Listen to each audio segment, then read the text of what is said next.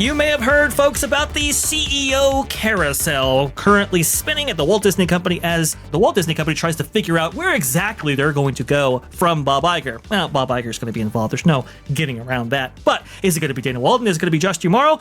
Well, what if we did both? Uh-oh. There we go. From That Park Place, Disney considering co-CEOs to head company. Could Dana Walden and Josh Tomorrow run the company together? This by Marvin Montandero, October 15th, 2025. As Bob Iger's retirement looms, Disney's board appears ready to repeat history, and not in a good way. CNBC reports the company is now considering a leadership structure that includes co-CEOs to oversee its future, with the leading candidates rumored to be Dana Walden and Josh Tomorrow. If true, it's one of the most baffling corporate strategies Disney has floated for years. A divided company run by divided leadership with no creative visionary at the helm? What could possibly go wrong? The Disney co-CEO's fantasy. On paper, the proposal looks balanced.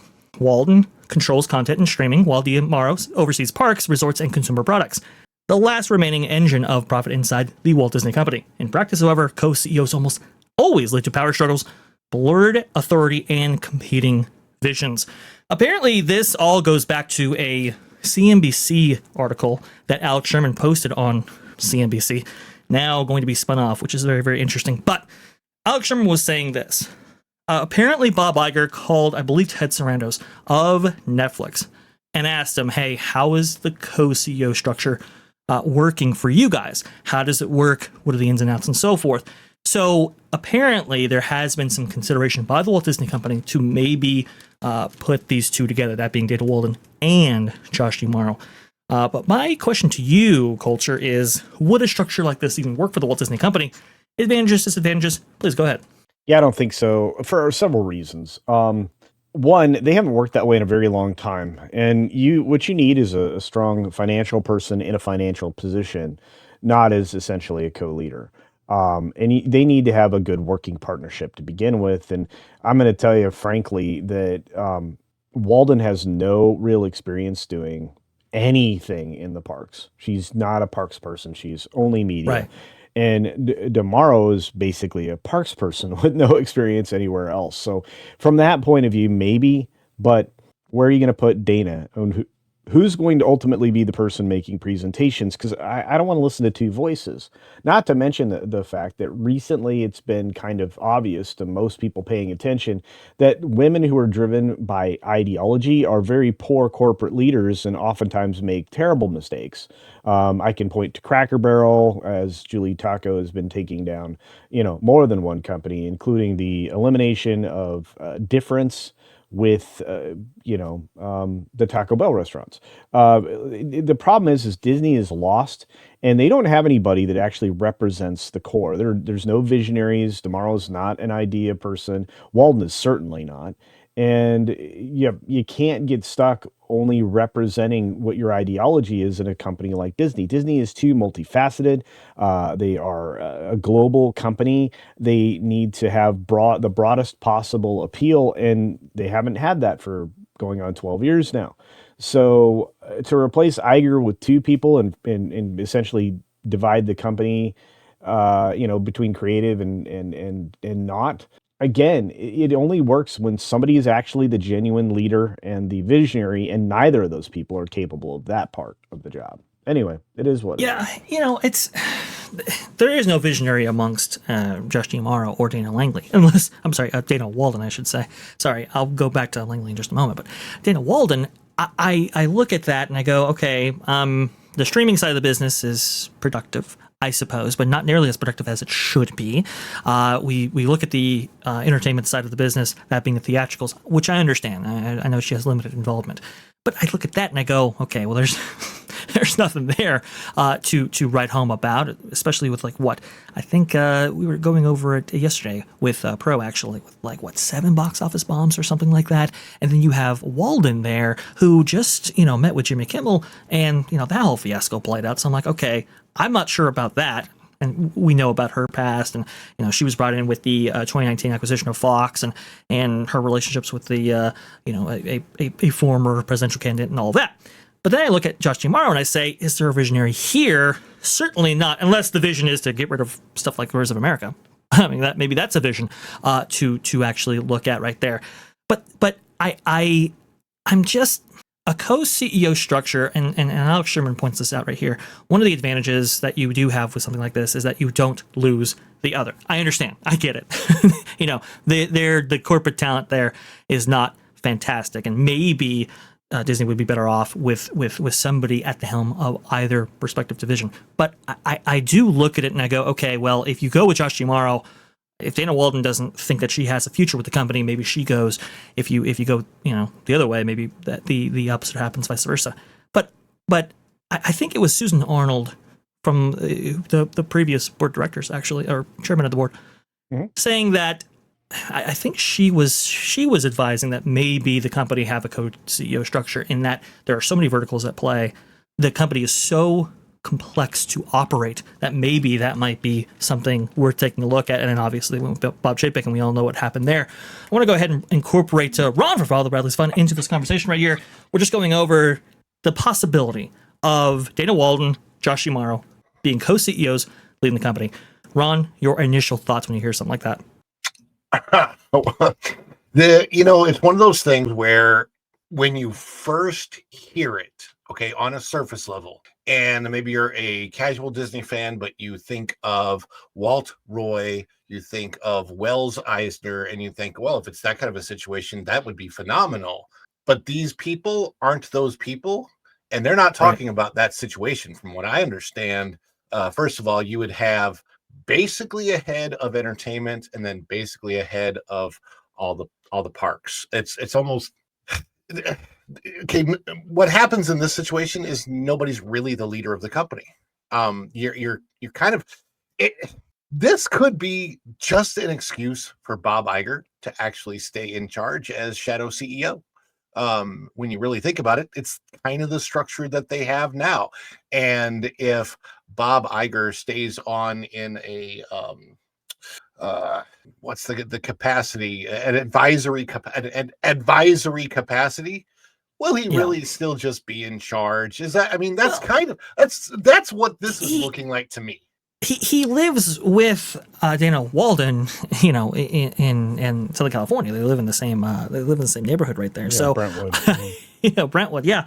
So I look at that and I go, he's going to be an advisor no matter what. I would think, especially if Walden's involved right there. And Josh D'Amaro, I think, is enough of a yes man to take a little bit of advice from his predecessor right there if he is selected by himself. Culture, I want to go ahead and hear from you on this particular point. We saw recently that Michael Cavanaugh was going to be joining Brian Roberts as kind of a co-CEO leadership position for something like Comcast. And Mike Cavanaugh would honestly, to me, be a fantastic external candidate if we were looking for a singular visionary, or maybe even Donna Langley over there at Comcast. Because you got to think, who out there has managed a parks division the size of Disney? Who has done cruise line? Who has done entertainment to the extent that Disney has? I can't find anybody else really in this space. So I do look at Comcast's leadership and I go, maybe that's attractive. Go ahead. I have a suggestion. Please. Bob Chapek. Yes, exactly. Yeah, let's just wrangle him back in right there. I'm sure his golden parachutes can stand to gain a little bit more wind in the sails, if you know what I mean. Yeah, I mean, it gives Bob another chance to fire him for no reason, for being successful, for driving the stock price as high as it's ever been. Right. Yeah, right. we're in such a strange place. It's like, Bob, in order to try to create himself as the indispensable man, has crippled the company because they failed to develop any talent. Dana Walden has acquired talent, not developed talent, and she's not talent, if you ask my opinion. She's too compromised by the ideology that she goes around the world spreading and destroying everything with. And the problem is Iger was corrupted by that too over time. Iger is a weatherman. He's not a business genius. The best he does is acquire things and then over the course of a decade usually destroy them. So it doesn't take much to look at Marvel and its destruction, or Star Wars and its destruction, or Pixar and its now destruction. There's very little out there that's been successful under Bob's leadership over the course of the last I'm going to say 15 years. I said 12, but the farther back I go, it doesn't get better. I mean, and the reason that I think my perception of years is so poor is because they rush so many different things into production, like Star Wars every 2 years. That probably aided. It's ridiculous. It probably aided in the reason that it's virtually worthless. And Disney has not proven itself in the TV space. The streaming service is proof that they can't handle a normal production cycle. Imagine if they had a mandate to produce 24 or 26 episodes per year of a given show.